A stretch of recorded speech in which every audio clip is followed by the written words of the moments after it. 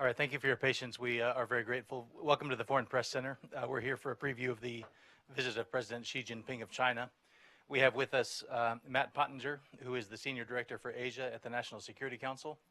On his right is Susan Thornton, who's the Acting Assistant Secretary for East Asian and Pacific Affairs at the State Department. They'll each offer opening statements as usual. As usual, I'll moderate a question and answer session. We have a limited amount of time today. We'd appreciate your keeping your questions to one part. To allow your colleagues to continue to have opportunities. As you ask a question, please identify yourselves and your outlets. We'll go to our colleagues in New York as appropriate. Thank you for joining us. Welcome, Mr. Pottinger. Hey, thank you very much. Thank you all for coming. I'm Matt Pottinger, at the Senior Director for Asia. As my colleague mentioned, we are going to kick off the first summit between the President of China, Xi Jinping, and President Trump tomorrow down in Mar-a-Lago. This will be the first time that the two have met, and really an opportunity for the two leaders to get to know one another, to talk about bilateral issues and regional issues, and starting with areas of cooperation, but also many areas of difference in the U.S.-China relationship. It's going to kick off tomorrow afternoon. Both leaders will fly into Palm Beach and have a relaxed interaction starting late tomorrow afternoon. Both sides' spouses will be there. They'll have an opportunity to have tea together, meet some of their senior cabinet officials, so to speak, on both sides, and have a dinner. The following day, on Friday, there will be a series of meetings that will go up to and include a working lunch. And those meetings will have a variety of formats. The presidents will have some of their respective senior officials with them to cover a lot of ground. We'll be talking about, of course, North Korea. We'll be talking about trade and the economic relationship. We'll be talking about maritime issues and a variety of other areas of cooperation and areas where we want to cooperate more closely with China. Thank you. Thanks, Matt. Good morning, everyone, or I guess it's afternoon already. Just before we start, I did want to pay homage to a great Washington, D.C. tradition going on right now, which is the Cherry Blossom Festival.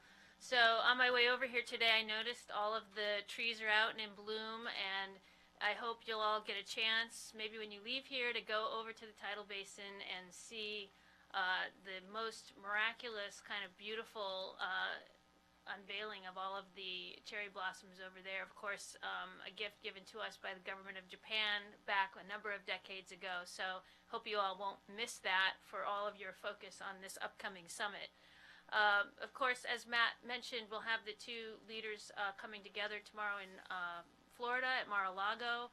And there's been some discussion about the venue, and I just wanted to note that this is a chance for, as he said, the two leaders to get to know one another. We want to have them establish a good working relationship so that they can, in times of both opportunity and crisis, reach out to one another and have a good rapport. And so I think having the summit down in Florida is a good chance in a more informal atmosphere, more relaxed, for them to have these discussions.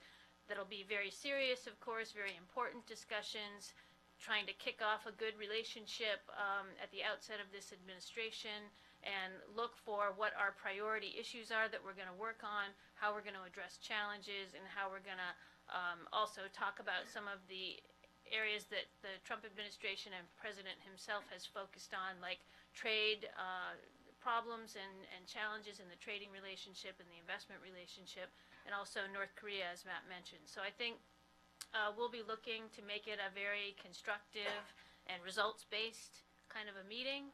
We're looking to sort of level the playing field on trade, talk about global challenges, how we can work together. But basically, how we can bring home results for the American people out of the U.S.-China relationship. So I think with that, Mark will help us to moderate questions. Thanks very much. Please identify yourselves and your outlet. Please keep your questions to one part so we have opportunities. Let's do Carter in the middle, please, in the white shirt. Thank you. My name's Carter Rice. I'm with the Asahi Shimbun. Just very quickly, I wanted to know which State Department officials were planning on going on the trip, and if you had more insight into why Mar-a-Lago was chosen versus the White House for the venue. Thank you. Yeah, so as for the exact, manifests of planes heading down to Mar-a-Lago, I don't have a lot of detail, but I'll be going. Secretary of State will be going. I'm assuming his chief of staff will be going, his policy advisor will be going, and there are a number of other State Department officials, of course, down there on the ground. Right now we have our entire protocol team down there, our security teams are down there, and a number of other, of course, officials will be going down. On the reason for the venue choice, I spoke about it a little bit already, and maybe Matt can amplify, but I would just point to sort of the importance of informal kinds of meetings and non-traditional venues and the role that those have played in the history of U.S.-China relations over time. A lot of our sort of relationship building has always been done at off-site type of venues, and I think we always want to have high-level engagement in the U.S.-China relationship. It's a very important relationship, and it's really broad and wide-ranging, and so we want to be able to establish that kind of good relationship. Let's go to Jennifer in the green, please. Jennifer Chen with Shenzhen Media Group, China. We know during the U.S. Secretary of State Rex Tillerson's Beijing visit, he commented, which is most of the past for Xi-Trump meeting, he commented twice about the basing U.S.-China relations on non-conflict, non-confrontation, mutual respect, win-win cooperation, receiving great feedback in China. Will President Trump agree to the same principles or expression in a meeting with President Xi? And yesterday, a senior White House official said U.S. and China have good opportunities in North Korea issues. What was he referring to? Thank you very much.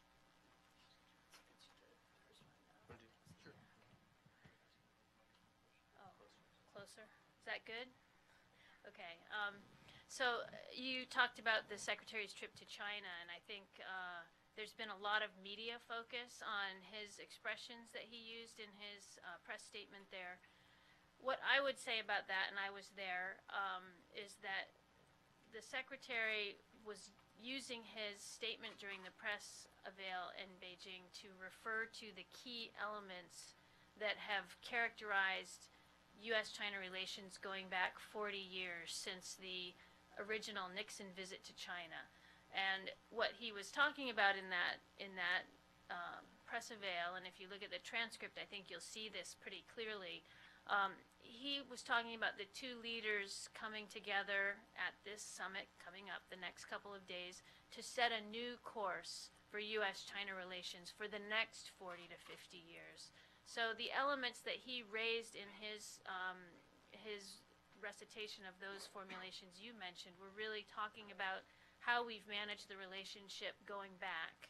And now he thinks it's important for the two leaders to come together and discuss how they're going to set a course for the future. So I would characterize it that way. And I was going to answer the question on North Korea, that in terms of an area of cooperation, of course, we would like to see China working closely with the United States to address the menace emanating from North Korea. Their weapons programs, the provocations that we're seeing every week, missile launches, including one that we just had not too many hours ago. There's an opportunity for that to be an area of cooperation and to grow that. I think it's in Beijing's interest. I think that North Korea long ago ceased to be a strategic asset for China. It is now quite clearly a strategic liability, and it is one that is having an impact on the region. It is one that has the potential to destabilize not only the peninsula, but really the region as a whole. We'll move to the back. Thank you very much. Dong Huiyu with China Review News Agency of Hong Kong. Regarding One China and One China policy and Taiwan issue, Matt, yesterday you mentioned that you don't anticipate that President Trump will have any surprising deviation from the long-standing U.S. One China policy. But I'm still curious if the Chinese side raised this issue and saying that, hey, you need me to cooperate on North Korea. It's very urgent, but I would like you to abide by One China principle, abide by the 3 communiques, particularly the 3rd communique, reducing the arms sales to Taiwan. So what would you expect that Donald Trump will respond? Thank you. We'll see what comes up in the conversation between the 2 leaders. I don't want to prejudge what topics will come up, but as you mentioned, President Trump did reaffirm back in February long-standing U.S. policy. That's our One China policy, which is consistent with the 3 communiques. It's consistent with our obligations under the Taiwan Relations Act. I can say that there's no such thing as some kind of a trade along the lines of what you just mentioned, though. Okay. In the back. John, please. Hi, it's John Keogh from the Australian Financial Review. Matt, you being an ex-business journalist will probably appreciate this question as much as anyone. Financial markets investors very interested with the outlook between US and China on the trade relationship, with the talk of potential trade wars and tariffs, although that seems to have receded a bit lately. What can people expect for the outcomes on trade? Will there be hard outcomes, or is this a more, they'll define a framework? And similarly for allies in the Asian region who are a little bit nervous about a potential trade war down the track, what message would you send to them? So I think it is fair to say that trade and the economic relationship generally will be a significant topic of discussion between the presidents at the summit. The question of hard outcomes, again, the spirit of this summit is for the 2 to develop a relationship, to really establish a relationship, and to lay out the key concerns that each side has about the relationship, and to then begin moving toward some kind of a formal series of dialogues that will aim to address those issues, as well as areas of longstanding cooperation between the 2 sides. I'll leave it at that for the moment. Yeah. Any more in the back? In the middle, please. We'll go to New York after this question, please. Okay. Yeah, I'm Kyusuk Jang from Christian Broadcasting System from Korea. And my question is actually, yeah, as you mentioned, we need a time for the spare time for the cherry blossom, you know. And so would you possibly can give us that, will there be a press conference after the meeting? And would you give us a little more detailed schedule about that? Also, if possible, would you possibly can give us what does that mean when you're saying that the clock has running out? So yeah, if you possible, just give us a little more explanation about that. Thank you very much. Do you want to talk about the schedule? Well, I don't. So I think that, well, I'm not the person to talk about the schedule, but I think that the question came up yesterday about the press arrangements at the Mar-a-Lago summit, and I think probably the best thing to do there, probably neither one of us is the best person to talk in detail about that. So if there needs some further detail on the press arrangements surrounding the summit, probably the White House press office would be the place to get those details. I mean, I was just going to say on the issue that you talked about with regard to North Korea, I think you heard Secretary of State Tillerson. He was in Korea not long ago, made a trip to the demilitarized zone, had a press conference in Korea, and spoke pretty clearly on the issue of where we stand on North Korea right now. That he said that, you know, the time for talking is now over. Strategic patience has run out. This problem has really become very urgent, and it is, as Matt said, destabilizing to the entire region, and actually further than the region now, reaches across the globe with the progress that North Korea is making in, you know, developing an intercontinental ballistic missile. So I think the feeling on our side is that this problem has really now become urgent, and we are going to be not only talking to the Chinese this week, but I think you saw on Monday, Ambassador to the UN, Nikki Haley, announced that we're going to be convening a ministerial meeting at which the Secretary of State is going to preside up in New York later this month to talk and galvanize a lot more support from our other partners and allies around the world on this issue and chart a way forward in a very urgent way, because we feel that, you know, this problem has now crossed a certain line, and we can no longer hope for, you know, some kind of reversion to negotiations. We need to do something proactive to, you know, change the situation and get some results. And we hope that the Chinese are going to be involved in that. We'll certainly be talking to them about that in the next couple of days. We think they have a lot to contribute, and so we'll see where we get on that.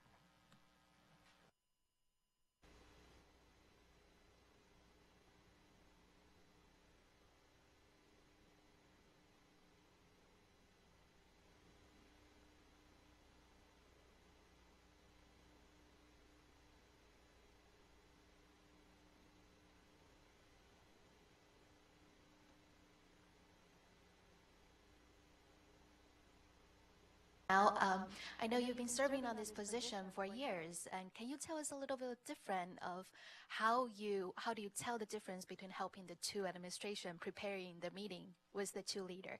And Matt, we all remember there was a logistical flap last year when President Obama arrived in China, and Trump, the candidate Trump at that time, tweeted out that it's a sign of disrespect and he would have left.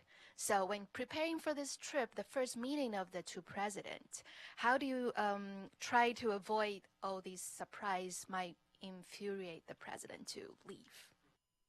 Sure. So I should start by saying that President Trump is an extremely gracious host. He is going to certainly seek to extend complete hospitality to his guests, Xi Jinping and Madam Peng.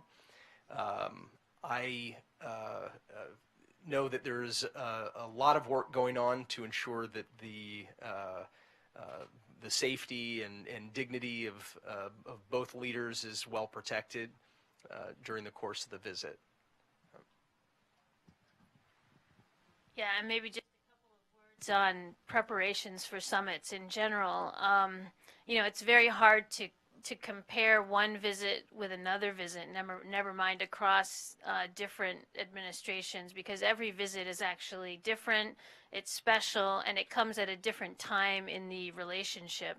So I think this visit is special because it's not in Washington, D.C., it's a more informal meeting.